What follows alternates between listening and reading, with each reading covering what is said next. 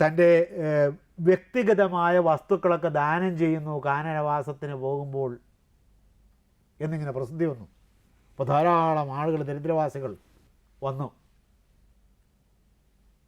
ഒരു ബ്രാഹ്മണൻ, വൃദ്ധനായ ബ്രാഹ്മണൻ, ചെറിയ മുടന്തുകൊണ്ട് ഓടി എത്തിയപ്പോഴേക്കും ഇതെല്ലാം കൊടുത്തത് നമ്മുടെ ദ്രോണരെ പരശുരാമൻ്റെ അടുത്ത് ചെന്നില്ലേ, അതുപോലെയാണ്. അപ്പോൾ ഈ കഥ മനസ്സിൽ വെച്ചുകൊണ്ടായിരിക്കണം വാൽമീകിയുടെ ഈ രാമൻ്റെ ജീവിതത്തിലെ സംഭവം വർണ്ണിച്ചത് അത് ആസ്വദിച്ച ആസ്വാദനത്തിൻ്റെ അനുസ്മരണത്തിൽ നിന്നുകൊണ്ടായിരിക്കണം എന്തെഴുതിയത്. പരശുരാമൻ്റെ അടുത്തേക്ക് ദ്രോണൻ എന്ന് പറയുന്ന ദരിദ്രനായ ബ്രാഹ്മണൻ വസ്തുവകകൾ യാചിച്ച് വാങ്ങിക്കാൻ പോയത് വർണ്ണിച്ചിരിക്കുന്നത്. രാമൻ്റെ അടുത്തേക്ക് ആളുകൾ കൂട്ടം കൂടി നിൽക്കുകയാണ്. ഫസ്റ്റ് നോക്കിയുണ്ട്, ജനങ്ങൾ കരയുന്നു, രാമൻ്റെ സുഹൃത്തുക്കൾ കരയുന്നു, കൊട്ടാരത്തിലെ ദാസിമാർ കരയുന്നു, പണിക്കാർ കരയുന്നു, മന്ത്രിമാർ കരയുന്നു, സേനാനായകന്മാർ കരയുന്നു, അംഗരക്ഷകന്മാർ കരയുന്നു, ദ്വാരപാലകന്മാർ കരയുന്നു, കരച്ചിലിൻ്റെ ബഹളം. അപ്പോഴാണ് ഇദ്ദേഹം വരുന്നത്. എല്ലായിടത്തേക്കും ഇങ്ങനെ ആ ദുരമൂത്ത കണ്ണുകൾ കൊണ്ട് നോക്കി ഇദ്ദേഹം. ലുബ്ധ ദുര, കിട്ടാനുള്ള ആഗ്രഹം, അതിനെന്താ പറയുന്നത്, ലോഭം, ലിപ്സ, ലാത്വമിച്ഛ ലിപ്സ, കിട്ടണം കിട്ടണം എന്നുള്ള ആഗ്രഹം മാത്രമേ ഉള്ളൂ. അപ്പോൾ രാമൻ ചോദിച്ചു, എന്താ അങ്ങിങ്ങനെ അമ്പരന്ന് ഇങ്ങനെ നോക്കുന്നത്? എന്നെ മനസ്സിലായില്ലേ, ഞാനാണ് രാമൻ. മനസ്സിലായി, ദശരഥൻ്റെ പുത്രൻ, എനിക്കറിയാം. എന്താ ഇപ്പം അങ്ങനത്തെ വളരെ വേർത്തൊലിച്ചല്ലോ? അത് ഞാൻ കുറച്ചൊന്ന് ഓടി, അതുകൊണ്ട് വലിച്ചതാണ്. എന്താ ഇപ്പം അങ്ങേക്ക് വേണ്ടത്? അല്ല, ഇങ്ങനെ ഇതൊക്കെ കൊടുക്കുന്നു, കയ്യിലുള്ളതെല്ലാം ഇങ്ങനെ എല്ലാവർക്കും ദാനം ചെയ്യുന്നു എന്ന് പറഞ്ഞു. അങ്ങനെ അയ്യോ, അതെല്ലാം കൊടുത്ത് തീർന്നു പോയല്ലോ. അങ്ങനെയാണോ? അപ്പോൾ എനിക്കൊന്നും കിട്ടില്ലേ? ഇല്ല, ഇനിയിപ്പോൾ എൻ്റെ കയ്യിലൊന്നുമില്ല. ഇനി വേണമെങ്കിൽ ഞാൻ കൊട്ടാരത്തിൻ്റെ വസ്തുക്കളെടുത്ത് തരേണ്ടി വരും. അതെടുക്കാൻ എനിക്ക് അധികാരമില്ല. അത് പണ്ട് മുതലേ, മനുവിൻ്റെ കാലം മുതലേ കൊട്ടാരത്തിൽ ഇരിക്കുന്നതാണ് പലതും. രഘുവിൻ്റെ കാലം മുതലും അജൻ്റെ കാലം മുതലും ഒക്കെ ഇരിക്കുന്നതാണ്. അപ്പോൾ ഞങ്ങളുടെ മുത്തശ്ശന്മാർ, എനിക്കതൊക്കെ അറിയാം, നിങ്ങളുടെ കഥയൊക്കെ എനിക്കറിയാം. എന്നാലും അങ്ങ് വിചാരിച്ചാൽ എനിക്ക് എൻ്റെ ദാരിദ്ര്യം മാറ്റത്തക്ക വിധത്തിൽ എന്തെങ്കിലും തരാൻ കഴിയുമല്ലോ. ഞാൻ വിചാരിച്ചാലോ? അതെ, വിചാരിച്ചാൽ കഴിയും. എന്താ അങ്ങേക്ക് വേണ്ടത്? എന്ത് തരാൻ പറ്റും എന്നാണ് ചോദ്യം. അപ്പോൾ രാമന് മനസ്സിലായി ഇദ്ദേഹത്തിൻ്റെ ഈ മഹാ കൊതിയനാണെന്നുള്ളത് അദ്ദേഹത്തിന് മനസ്സിലായി.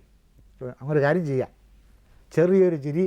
അപ്പോൾ രാമൻ ഈ കൃഷ്ണനെ പോലെ തുറന്നിരിക്കുന്ന ആളല്ല, ചെറിയൊരു ചിരി അദ്ദേഹത്തിൻ്റെ മുഖത്ത് വരികയും എന്നിട്ട് പറയും, അങ്ങ് ഈ കയ്യിലിരിക്കുന്ന വടിയുണ്ടല്ലോ, അത് കുത്തുപിടിക്കാൻ ഉപയോഗിക്കുന്നില്ല, അതെ, ഈ വടി എത്ര ദൂരത്തിൽ എറിഞ്ഞിടാൻ സാധിക്കുമോ അത്രയും ദൂരത്തിൽ എറിഞ്ഞിട്ടിട്ട് ആ വടി പതിച്ചിടം മുതൽ ഇങ്ങോട്ടുള്ള എൻ്റെ ഗോശാലകളിലെ പശുക്കളെ മുഴുവൻ ഞാൻ തന്നേക്കാം എന്ന് പറയും. തരുമോ? തരാം, ഞാൻ വാക്ക് പറഞ്ഞില്ലേ, ഞാൻ തരും.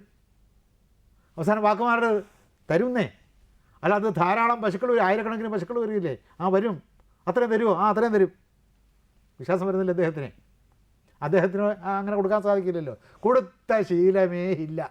ഈ തൂമ്പയുടെ കഥ പറഞ്ഞതുപോലെയാണ്. ഇങ്ങോട്ട് വെട്ടി എടുക്കുക എന്നുള്ളതല്ലാതെ അങ്ങോട്ട് പോകുന്ന സമ്പ്രദായം തൂമ്പയ്ക്ക് ഇല്ലാത്തതുപോലെയാണ്. ഉറപ്പിച്ച് പറഞ്ഞു, ഞാൻ തരും, വാക്ക് പറഞ്ഞിരിക്കുന്നു പറഞ്ഞു.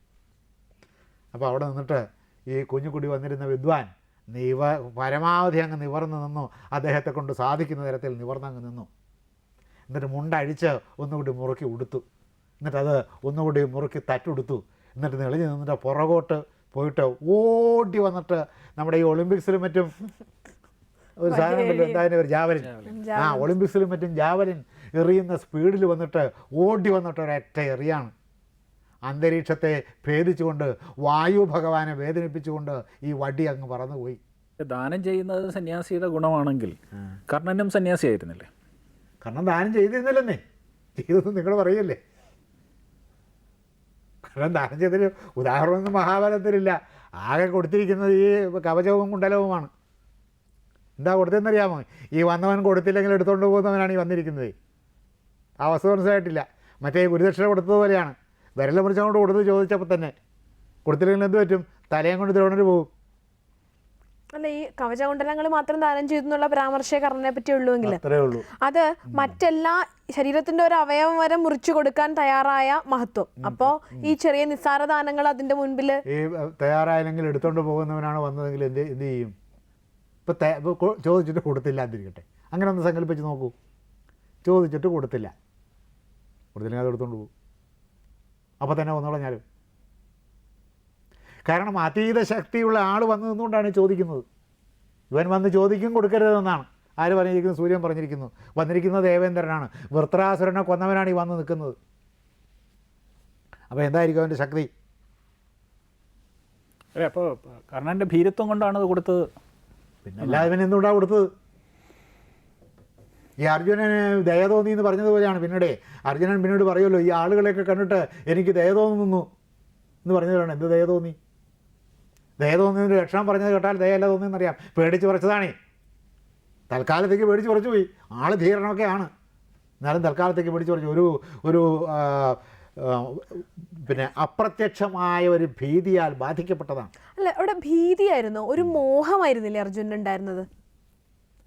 പേടിയെക്കാട്ടിലും അപ്പുറമായിട്ട് ഇവിടെ ഒരു മനസ്സിന്റെ ഒരു തരം മോഹമായിരുന്നില്ലേ? സീതന്തി മമഗാത്രാണി എന്ന് പറഞ്ഞാൽ എൻ്റെ എന്ത് മോഹം? മോഹം എന്ന് വെച്ചാൽ അജ്ഞാനമാണേ, അല്ലേ? ആ ഉദ്ദേശത്തിലല്ലേ പറഞ്ഞത്? മോഹം അജ്ഞാനമാണ്. അജ്ഞാനം വന്നിട്ട് ഒന്നും പഠിക്കാത്ത ഒരാൾ തളർന്നു പോകുമോ? വിവരമൊന്നുമില്ല, അയാൾ വെറുതെ ഇങ്ങനെ തളരുക. വിവരമില്ലാത്ത ഒരാൾ അങ്ങനെ ഉണ്ടാവുമോ? അല്ല, അങ്ങനെ ഉണ്ടാവുമോ? അപ്പോൾ സീതന്തി മമഗാത്രാണി മുഖം ച പരിശുഷ്യതി. വിവരമൊന്നും ഇല്ലാതിരിക്കുന്ന 1-ാം ക്ലാസ് തോറ്റച്ച് ഇങ്ങോട്ട് വന്നിട്ട് 1-ാം ക്ലാസ് 10 പ്രാവശ്യം തോറ്റു. ഇനിയിപ്പോൾ 2-ാം ക്ലാസ്സിലേക്ക് പോകാൻ ബുദ്ധിമുട്ടുണ്ട്. അങ്ങനെ പോകാതെ വന്നിരിക്കുന്ന ഒരാൾ തളർന്നു പോവുക, മുഖത്തിട്ട് തീവച്ച് കുത്തിയതുപോലെ തോന്നുക. അങ്ങനെ ഉണ്ടാവും. പ്രമദീ വചമേ മന, മനസ്സ് കിടന്ന് കറങ്ങുന്നത് പോലെ തോന്നുക. അങ്ങനെ ഉണ്ടാവുമോ? എന്നുവെച്ചാൽ ശക്നോമ്യവസ്ഥാതും, എനിക്ക് എഴുന്നേറ്റ് നിൽക്കാൻ പോലും നിന്നുകൊണ്ടാണ് ഇത് പറയുന്നത്. തേരിൽ നിന്നുകൊണ്ടാണ് പറയുന്നത്. കൃഷ്ണനോട് പറയുകയാണ്, എനിക്ക് നിൽക്കാൻ പോലും സാധിക്കുന്നില്ല. നച ശക്നോമ്യവസ്ഥാതും പ്രമദീവചമേ മന വിപരീതാനി നിമിത്താനി ച പശ്യാമി വിപരീതാനി കേശവ. ഇടയ്ക്കുന്ന പ്രധാനപ്പെട്ട വരികൾ മാത്രമേ ചൊല്ലുന്നുള്ളൂ. അതെങ്ങനെ വരുന്നു? ഇതൊക്കെ പേടിച്ചവൻ്റെ ലക്ഷണങ്ങളാണ് ഇത് മുഴുവനും. അജ്ഞാനവും ഉണ്ടായിരുന്നു. അല്ല, ഇതിവിടെ എന്താ കർത്തവ്യം എന്ന് അറിയാതെ വരുന്ന ഒരു അവസ്ഥയിൽ സ്വാഭാവികമായി ഉണ്ടാകുന്നതാണ് ഇതൊക്കെ. ഇപ്പൊ എന്ത് ചെയ്യണം എന്ന് തീരുമാനം എടുക്കാൻ പറ്റുന്നില്ല. കർത്തവ്യം അവിടെ ബോധ്യപ്പെട്ടില്ല എന്നുള്ളത് സമ്മതിച്ചു. ഈ പറഞ്ഞതിന് എന്ത് മറുപടി പറയും? അപ്പൊ ഉണ്ടാകുന്ന സ്വാഭാവികമായ ചില ശരീരത്തിന്റെ അജ്ഞാനം കൊണ്ടുണ്ടാകുന്നതാണോ? അജ്ഞാനത്തിന്റെ ലക്ഷണമാണോ? അല്ല, അജ്ഞാനത്തിന്റെ അല്ല. അതാണ് പേടി എന്ന് പറഞ്ഞത്. അജ്ഞാനത്തിൻ്റെ ലക്ഷണം അതല്ലാത്തത് കൊണ്ടാണ് അതിനെ ഭയം, ഭീതി എന്ന് പറഞ്ഞത്. കൃഷ്ണൻ പിന്നെ എന്താ പറഞ്ഞത്? നിനക്ക് അജ്ഞാനം കൊണ്ട് തോന്നിയതാണെന്നല്ല ആദ്യം പറഞ്ഞത്. ക്ഷുദ്രം ഹൃദയ ദൗർബല്യം എന്നാണ് പറഞ്ഞത്. നിന്റെ അജ്ഞാനം കൊണ്ട് തോന്നിയതാണെന്ന് പിന്നീടല്ലേ പറഞ്ഞത്. ഇപ്പോൾ ഉണ്ടായിരിക്കുന്നത് നീ തളർന്നു പോകുന്നതും ഗാണ്ഡീവം നിൻ്റെ കയ്യിൽ നിന്ന് വീഴാൻ പോകുന്നു. പിടിച്ചിട്ട് മുറുകുന്നില്ലേ? പിടിച്ചുകൊട്ടാണത്. അത് നല്ല അടി കിട്ടി ഓടുമ്പോൾ ഉണ്ടാകുന്ന ഭീതിയാണത്. ശക്തന്മാരായ ആളുകൾ നമ്മെ ആക്രമിക്കാൻ വരുന്നു എന്നറിയുമ്പോൾ നമുക്കുണ്ടാകുന്ന ഭീതി നമുക്ക് വർണ്ണിക്കാൻ പറ്റുന്നതായിരിക്കില്ല. അത് അങ്ങനത്തെ അനുഭവം ഉണ്ടാകാത്തത് കൊണ്ടാണ്. അതൊരു സമരമൊക്കെ ചെയ്ത് പോലീസിൻ്റെ തല്ലുകൊള്ളുന്ന സ്ഥിതിയിലേക്ക് വരുമ്പോഴേ അത് മനസ്സിലാവുള്ളൂ. അപ്പോൾ വരും ആ ഭീതി. അത് ശരിയായ ഭീതി തന്നെയാണ്. വലിയ മുദ്രാവാക്യം വിളിച്ചു കൊണ്ടുപോയ ആളുകൾ പിന്നെ കിടന്ന് അയ്യോ എന്നാണ് കരയുന്നത്. അപ്പോഴും ധീരമായിട്ട് ആ മുദ്രാവാക്യം തന്നെ വിളിക്കണ്ടേ? അടികൊണ്ട് ചാകുമ്പോഴും ഗാന്ധിജി അങ്ങനെ ചെയ്തു. ഇത് ഈ അന്യായമായ നിയമം ഞാൻ കത്തിക്കും എന്ന് പറഞ്ഞിട്ട് അടിക്കുമ്പോഴും ഇയാൾ കത്തിക്കാൻ ശ്രമിച്ചുകൊണ്ടിരിക്കുകയാണ്. ഈ മോഹൻദാസ് കരംചന്ദ് ഗാന്ധിയാണെന്നേ. മോഹൻദാസ് കരംചന്ദ് ഗാന്ധി ഇവരെ ഒരു തോട്ടത്തിൽ നിന്ന് മറ്റൊരു തോട്ടത്തിലേക്ക് ജോലി മാറി പോകണമെങ്കിൽ അതിന് ബ്രിട്ടീഷ് ഗവൺമെൻറ്റിൻ്റെ അനുവാദം വേണം എന്ന നിയമത്തെയാണ് ഈ കത്തിക്കാൻ പോകുന്നത്. ആ നിയമം അനീതിയായതുകൊണ്ട് പരസ്യമായിട്ട് കത്തിക്കാൻ പോവുകയാണ്. പോലീസുകാർ വന്ന് നിൽക്കുകയാണ് വടിയുമായിട്ട്, ലാത്തിയുമായിട്ട്. കത്തിച്ചാടിക്കും. എന്താണ്? ഇത് രാജാവിനെ നിഷേധിക്കുകയാണ്. ബ്രിട്ടീഷ് ചക്രവർത്തിയെ, ലോകം മുഴുവൻ സാമ്രാജ്യം സ്ഥാപിച്ചിട്ടിരിക്കുന്ന ബ്രിട്ടീഷ് ചക്രവർത്തിയെ അവമാനിക്കുകയാണ്. എല്ലാവരും പറഞ്ഞു വേണ്ട, അത് വേണ്ട, അത് വലിയ പ്രശ്നമാകും എന്ന് പറഞ്ഞു. ടോൾസ്റ്റോയ് ഫാമുണ്ട്. ടോൾസ്റ്റോയ് ഫാമിൽ ആളുകളില്ല അദ്ദേഹം സ്ഥാപിച്ചിരിക്കുന്നതാണ്. ടോൾസ്റ്റോയ് വലിയ ബഹുമാനമായിരുന്നു. എന്താ ടോൾസ്റ്റോയ് ബഹുമാനം ഉണ്ടാകാൻ കാരണം? ടോൾസ്റ്റോയി യാദൃച്ഛികമായിട്ട് അദ്ദേഹത്തിന് എത്ര സ്വത്തുണ്ടെന്ന് പോലും അദ്ദേഹത്തിന് അറിഞ്ഞുകൂടാ. യാദൃച്ഛികമായി അദ്ദേഹത്തിൻ്റെ എസ്റ്റേറ്റ് കാണാനൊന്ന് പോയി. അപ്പോൾ ഇങ്ങനെ അവരറിഞ്ഞു, എസ്റ്റേറ്റിൽ തൊഴിലാളികളും അവിടെ താമസിക്കുന്നവരും അവിടെ പണിയെടുക്കുന്നവരൊക്കെ അറിഞ്ഞു, ഇങ്ങനെ നമ്മുടെ യജമാനൻ വരുന്നു.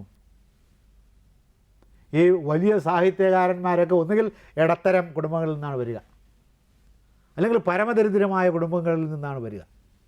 നല്ലപോലെ ദാരിദ്ര്യം അനുഭവിച്ചിട്ടുള്ള കുടുംബങ്ങളിൽ നിന്നാണ് പല വലിയ സാഹിത്യകാരന്മാരും വന്നിട്ടുള്ളത്. പിന്നെ ഇടത്തരം കുടുംബങ്ങളിൽ നിന്നാണ്, കഷ്ടിച്ച് ജീവിക്കാം എന്നുള്ള കുടുംബങ്ങളിൽ നിന്നാണ് വന്നിട്ടുള്ളത്.